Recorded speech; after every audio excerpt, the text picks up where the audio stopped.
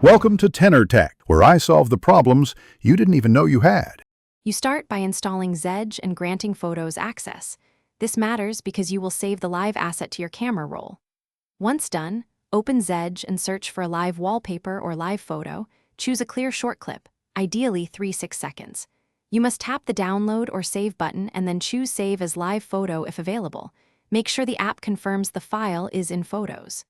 This first step puts the live photo onto your device, ready to edit and apply.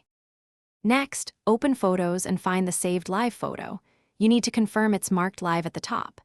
If Zedge saved a video instead, use iOS shortcuts or a converter app to convert the video to a live photo. Once converted, edit the clip to 3-6 seconds and set the key photo so the still frame looks good. You should also remove unwanted motion frames and adjust exposure. This ensures smooth playback when you set it as your lock screen wallpaper. Finally, go to Settings, right arrow Wallpaper, right arrow, choose New Wallpaper, then pick Live Photos and select your saved clip. Position and scale as needed. Make sure live photo playback is enabled, then set it for the lock screen only. Live wallpapers do not animate on home screen.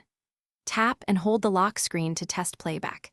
If it doesn't animate, resave the live photo from Photos, restart the phone, and try again. This usually fixes permissions or form. Thanks for watching. Subscribe to keep your life in tune.